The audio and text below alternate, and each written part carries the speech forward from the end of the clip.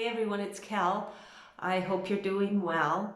I just wanted to have a check-in and the cats and talk about divine discontent a little bit, because a lot of people who get into meditation or so interested in enlightenment are usually dissatisfied with where they're at. Completely normal. I was too.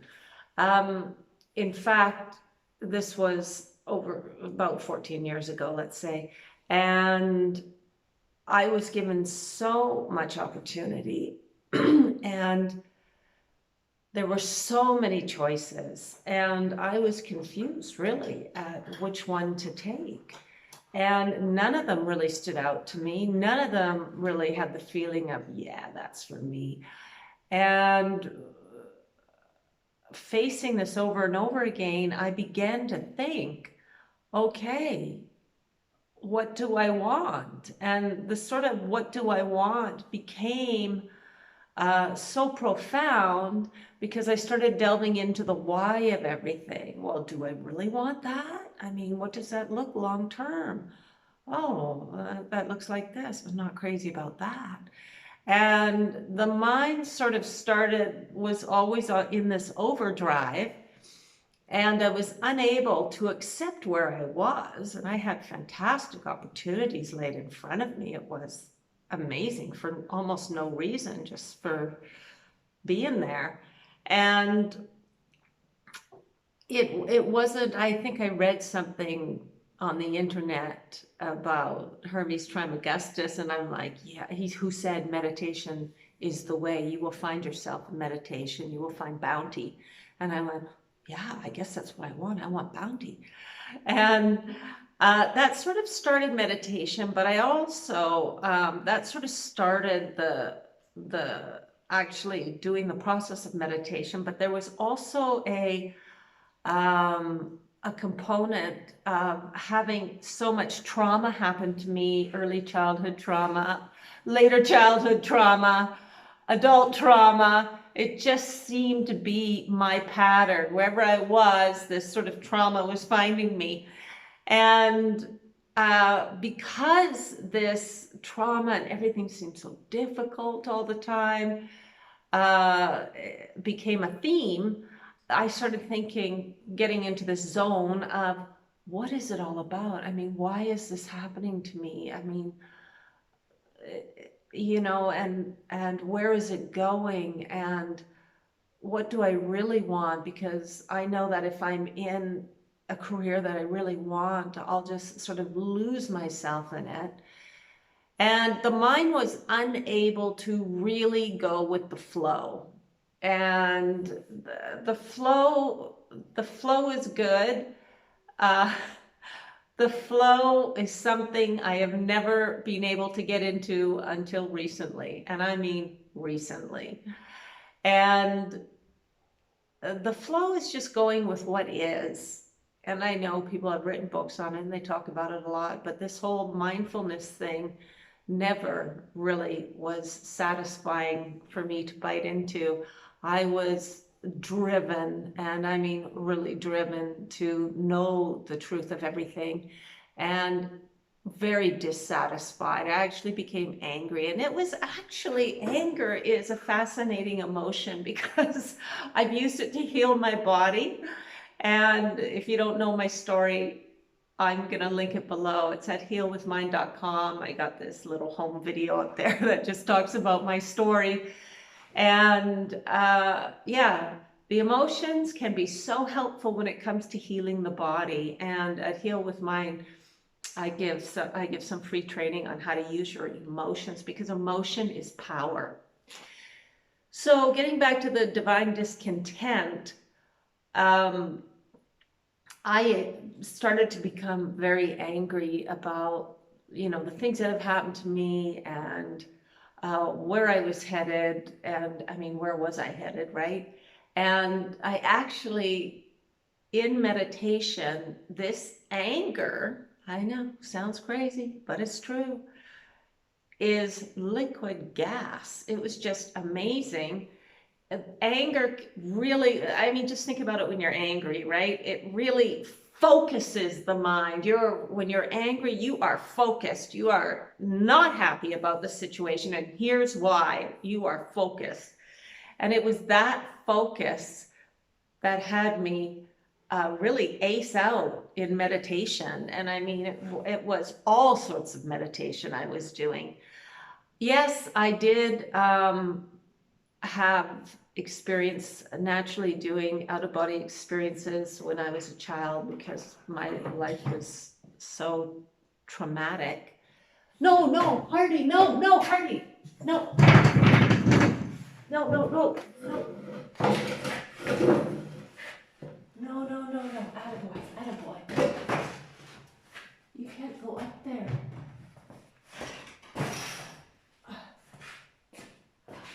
Sorry about that. The cat was gonna go in the crawl space and he gets up there and he can't come down and I can't get in there. So it's this long drawn out hours of trying to get the cat out. I'm sorry I don't edit my videos because I don't know how. So getting back to divine discontent, the whole thing about divine discontent is yourself leading you along a path of deep self-discovery. And this deep self-discovery involves a lot of components in life where you are faced with a lot of deep-rooted things that are happening inside of you. And of course, are created on the outside of you, things that we have to deal with. Now, what these things are cycles that are unfinished, cycles in thought that are unfinished. And that's why going into deep compassionate love and meditation actually fuels the way, because there's no blockages. And that's why where we're headed is deep compassionate love, because there are no blockages. We've completed all cycles and the system is flowing well. So getting back to my little story, this anger really fueled the way in meditation for me. It helped me really train my mind to focus. And like I said, yes, I had OBEs as a child, and I was able to link into that memory to get out of my body quite easily once I attained the focus. But I want you to know, if you're doing meditation for healing, that's different than doing meditation for enlightenment or Kundalini purposes or anything else. There are many different types of meditations that do different things. And honing your focus is really critical. And we get so bombarded by social media and things going on in our life and our ideas about what is good and what is best and what success really is, that we get kind of trapped in this mental loop where we're not really exploring who we are. We're searching for what we think outside of ourselves, for what we'll think makes us happy or someone else happy, because a lot of this idea of accumulation and finance. And of course, I understand we live in a physical world and finance really helps you, stabilize and breathe a little bit, for sure. But also I have noticed that when I look back in my life, if I'd had the finance figured out, I never would have had the trauma that developed me in so many ways. It is pain, it is trauma that is developing us. And it doesn't just, develop in one way. Trauma is multifaceted. So it is developing you in a variety of ways. And sadly, I have had a life of trauma. But you know what? I got to tell you, at the end of the day, it makes life so much richer and so much deeper because you're so satisfied with a nice cup of tea, whereas when I was young, I'm not satisfied unless I'm drinking that tea on a private jet, going to some fantastic party on a private island, but things change radically when you experience this trauma. And I mentioned the finance because a lot of people have the finance issue. And, you know, it doesn't matter how much finance you have. If you're locked in that fear loop, you never have enough. And, you know, I've met extremely wealthy people who are, you know, incredibly stingy and very concerned about, you know, their finances. And yes, finance needs attention at all times, but in a balanced way, okay? Because there are other things that rule our life that I won't say are more important, but some of them, yeah, some of them, yeah. And finance, but finance is still a component of the whole circle. As a matter of fact, I'm going to do a video on the circle of life and the components that really make a healthy individual, because we can say that there are 12 of them. But you know, you can bunch them into groups. I like to use 12 because I use the 12 in the system that I'm talking about, the health and healing portion, which you'll get a little bit of insight on the first webinar, but it's the second one that I really get into the health component and how to rebalance your body before or after Kundalini. It really doesn't matter. But being a balanced person is having a good life. And the good life is you're happy right now. And, but I have to say, I wouldn't be here today if I wasn't so unhappy that I was trying to find in meditation what would make me happy. What's my goal? What's this all about? And then I arrived at the great question, well, what is everything about? I mean, and then I became consumed by that question. And it was the question that motivated me deeper and deeper into absolute truths. And of course, that's what the webinar is about. The webinar is about that in a nutshell, because this absolute truth is a very, very, very big topic. And I'm trying to kind of shave it down. I might have to cut it in half in two-hour segments. We'll see. But I'll let you know at a later date when we get closer to it, even though we are kind of moving closer to it. Oh, so, but divine discontent is the thing that moves you along the path. And when I look back at my path, you know, some people go, wow, you know, you've had such an erratic path. You're here, you're there. You know, I think I went to about 40 countries, you know, searching for the right place to be. And there never is any right place. The right place is inside of you. And I know we all know this, but it's always good to hear it time and again. And it's good for me to actually say it too. So the path of being discontented, if you keep journey along it, and you will log on to something. So don't think you are lost, because you're not lost. You are on that path, and don't think you're in arrested development. That is part of your path.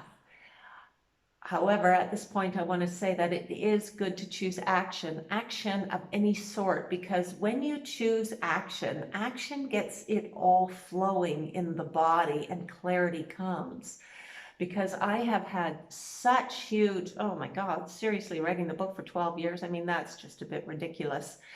I have had such periods of inactivity. And when I finally just turned away from the inactivity and just started being active, boom, the answer came. Oh, I'm going to do that. Oh yeah, that's that. Oh, okay, I'm going to go there, or I'm going to try that. You know, and life doesn't have to be so serious and so heavy.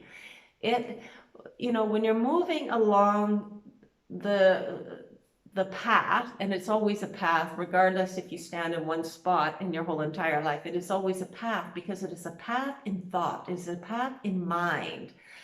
But it is physical activity that really improves the journey, because the clarity comes. But it also comes in meditation, because meditation is not a standstill. Meditation is actually active. So everything inside your body is flowing and getting in more and more optimal heights of being. And so that's why you have these moments of clarity in meditation.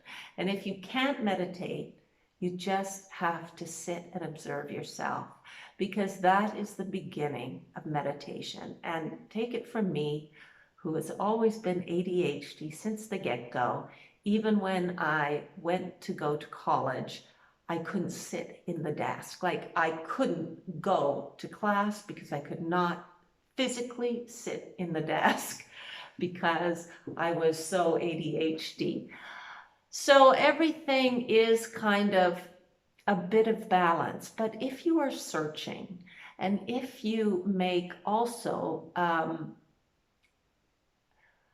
clear questions to your deeper self, like as I would walk somewhere, I go, well, you know, when I get there, I really want the answer on such and such. When I get, and then I would reframe it. I would go, when I get there, they are going to give me the answer on such and such.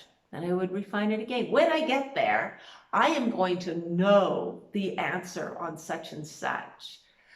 Refine again. When I get there, the clarity about such and such will come to such a degree that, etc., etc. So you get the feeling that, you get the idea of how every moment you're on the journey to find the self. And the self can be great, the self can be small. I'm on the journey to find the small self. And, you know, without getting into that topic, to find the things around me and bring everything into harmony and balance. And you don't have to bring things into harmony and balance around you physically. You can be harmony on the inside, and then they just arrange themselves harmonically around you. That has never been me. It's starting to be me now, but it has never been me. And I had a teacher, and this teacher was just a friend that I knew, and I never told them they were my teacher. They aggravated me because A, they were slow, B, they were slow in the head, 3, they never questioned anything, 4, you know, they were lazy, etc., etc. So I had all these ideas about this person, but as I watched from an unjudgmental position, I found that this person had it all in balance, because everything rotated around their daily habits. And as this happened, things would just come to this person and they go, oh, great, I got that. And I'd be thinking to myself, why did he get that? You know, but he had everything. So there is a great benefit in being in balance. So once again, I want to say, I think I'm rambling a bit on this video. And I'm sorry about the thing with the cat. These are feral cats, but I let them run around, come into the little house and have a little snack and run around sometimes. What I want to say about divine discontent is it is part of the path.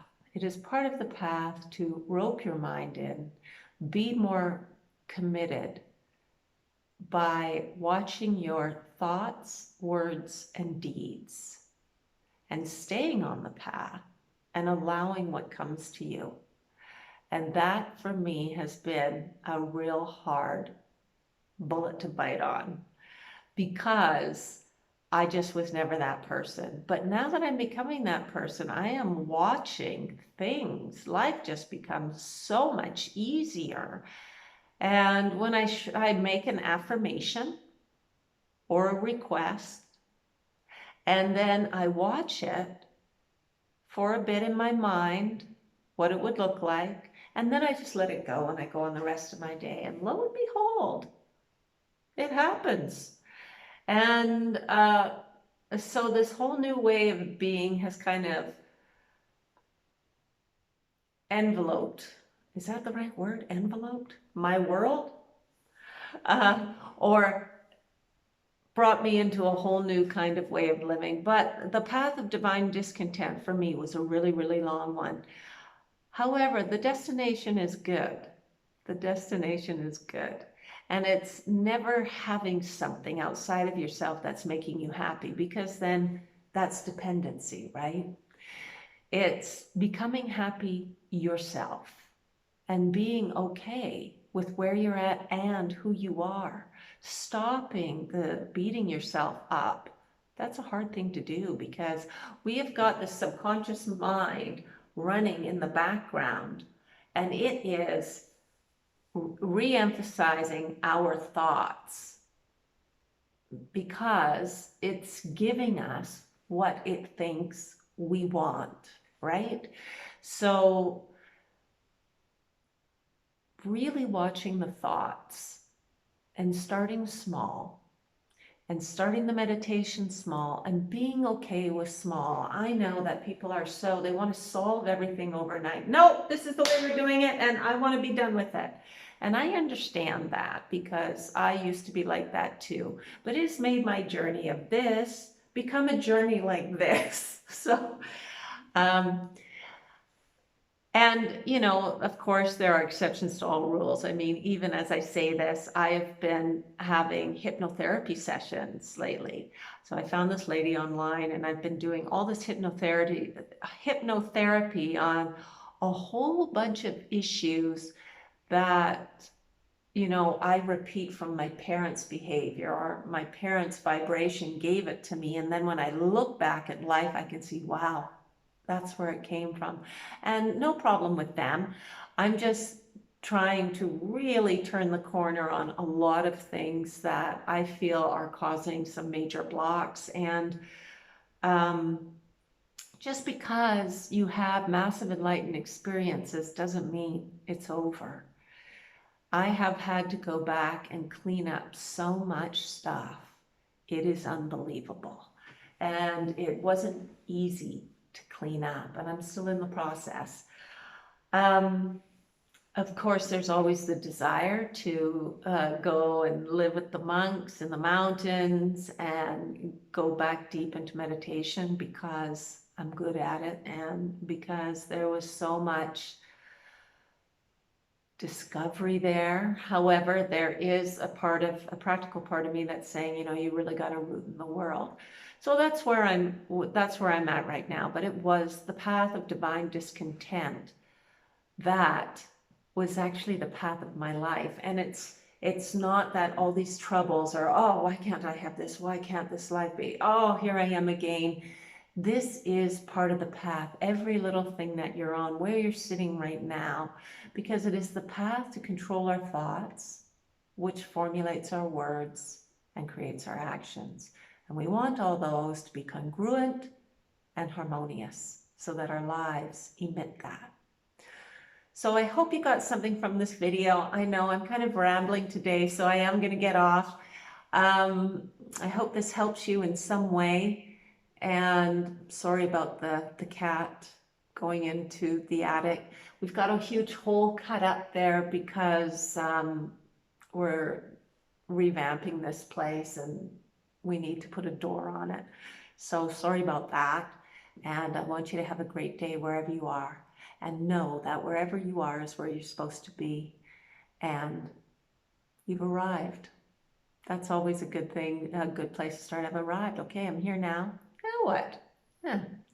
All right, I'll talk to you soon. Take care. Bye.